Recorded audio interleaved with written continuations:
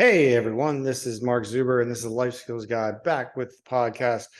Um, a Life Skills Guy, it's back, and this is episode 2. And what I like to come out with it today is let's talk about.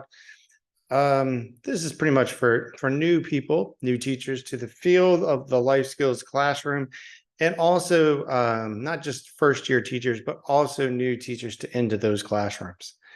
And one of those things that I feel that sometimes is overlooked is how to set the classroom up, not so much from a visual standpoint for when you walk into the room, but also how you kind of get people ready for your classroom. We're all used to the idea that we may have some helpers in our room, paraprofessionals, as you might call them, and they're very helpful. But we also have to understand that they are not treated as well as they should, or compensated as well as they should. And this is a shame because their job is very, very important. Their job is almost in some ways as important as my job, because they build relationships with kids. They are the ones that are my eyes and my ears when I'm not with them. And they also, in a way, teach children. They're just an extension of myself. And so what I provide for the kids, I also have to teach the adults. And some come with a better set of skills, and some come with a lot of fear. So when I have a lot of kids coming in, one of the biggest things that I struggle with sometimes is new staff that come in and training them properly, because I don't always have the opportunity to train them properly. I'm sorry, proper, because we just don't have the time. Some of the laws make it difficult for us to have full-time staff, and that it's a shame. And so we have to work around that. But there are some things that we have to work on as a staff. One of the things that we do need to work on is the vision in your classroom. So as a new teacher and as the person who comes in there, you have to be very clear and also help others understand is what is the goal of your classroom? What is the goal of the life skills room? You need to figure out what goal you have as a life skills teacher. What do you see for that room?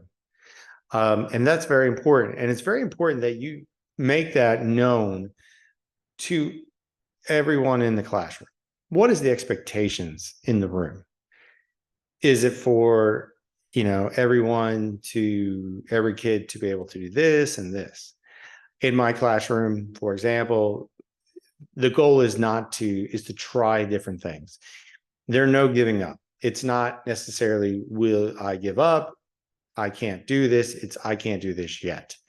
There are more ways to try to figure things out than just one way. And my goal is to challenge kids during this time to try to think differently at different times and trying to work to get to that point. And I tell the paras in the room that I don't have all the answers, and I don't. And let's be honest, we don't have all the answers. But to be willing to share with us, share with me, share with them different things that they see. And that comes down to one of my first things is try to provide them with some scaffolding of support, as in giving them some, I would say, some input in some of the things that you do. Now, some of the things I understand, you are set in stone and you have to do things certain ways, and you want things done a certain way in your classroom, as in discipline or as in different things and your programs and whatever and whatnot. And I totally get that. But where there is flexibility, provide some opportunities for your paras, your helpers, to take ownership. For example, talk to them, find out what their perspectives are, see what they're seeing, and then see if it kind of goes along with what you're seeing. Because what you'll find is that their take on different stuff is totally unique and different. And I just learned, like today, I just learned something different from talking to one of my paras that I didn't look at before. And it's totally possible that that might be one of the reasons why a child is doing what they're doing. And now I have some input when I talk to a parent. And so it is important, or a different skill set on how they can work with a child. So, for example, like if my way I'm doing something may not be working real well, but the way that they are doing it is working better, then we can accommodate and adapt. We can, accommodate and do that way more. Or we can see where the differences are. But they take ownership. They take pride in what they're doing. And other things like when they come into the room, allowing them to, have those moments of laughter, having those moments of ownership, having those moments where they can put things on. If they come in with an idea like, this is a great idea for a craft or an activity, daily living. Do you mind if I try to do this? Be willing to say yes. Be willing to go outside of your comfort zone and say, you know what? This has some benefits in the big picture. It allows you free time, not necessarily just do nothing, but it allows you to walk around and help other people and make sure that they're listening to other people and not just you. And that's a good thing. And they're following directions and they're doing everything else, and they're applying what hopefully you're teaching them to do. And then you can help other people, so you can reverse roles. It also helps in the fact that then they are invested and involved in what you're trying to do. And they're more willing to help you. They're more willing to take maybe some criticism if possible, and not bad criticism, but constructive criticism, especially for discipline. They're either trying to learn. Like there are certain techniques that be used, and then tweaking things, allowing them to take the initiative. If they say to you when a discipline problem comes along in a situation where they're trying to work with a student, the student is just not listening. Being willing to say, if they go up to them and say, instead of taking over, allowing to say, I'm here. I don't want to interfere. You let me know what you want me to do. Now, depending on what's going on, if the situation becomes very violent, that's totally different. But if the situation is about them trying to provide their footing, where then the child has to start listening to them and not allow me to come in and take over. Because you want to have that child build respect for the adult. But you also don't want to have to feel like the adult doesn't want to feel like you're having to come in and save them all the time.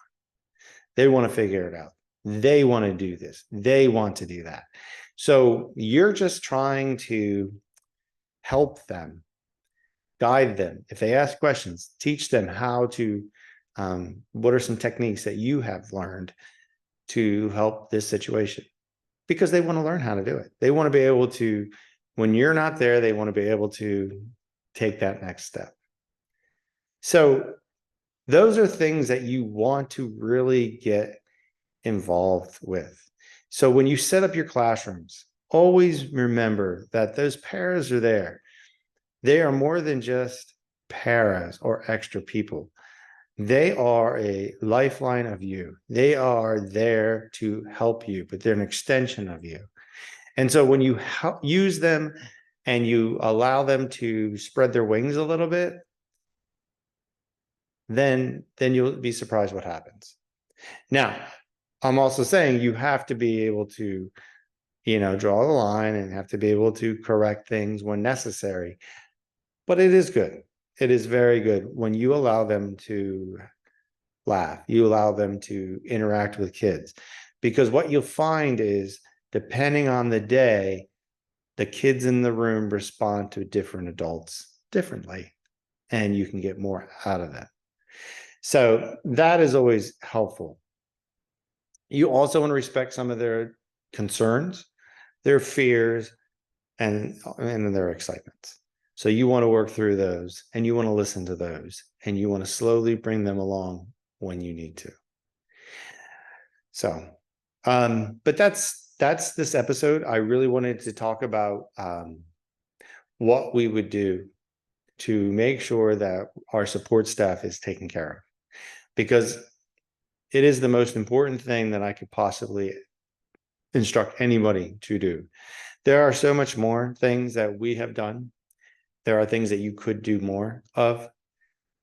But at the end, I think it is so important that you make sure that your support staff feels included, your support staff feels supported, and your support staff knows that even though that you're the one who's technically in charge of the room, that they are a valued member of the room, and that what they do is important, and that they can make different contributions differently. And they have a lot of strengths, and their strengths that sometimes they just don't know they have yet. And that you have to encourage them to keep working on it. And it's not always easy, just like the kids. It's not always easy, but you can build off those. And the more they work at it, the more they find the joy in doing it. So anyway, that is the life skills guy, Mark Zuber, that is talking about how, for those teachers out there, what I would suggest you would want to make sure you do with your para support people. Recognize them when they do a great job and things like that. If you have any questions, please contact me. And then there are other things that we'll get to, like when you are a first-year teacher, but this is also one of the most important things. All right.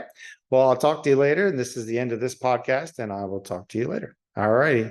Okay. All right. Talk to you later. Bye-bye.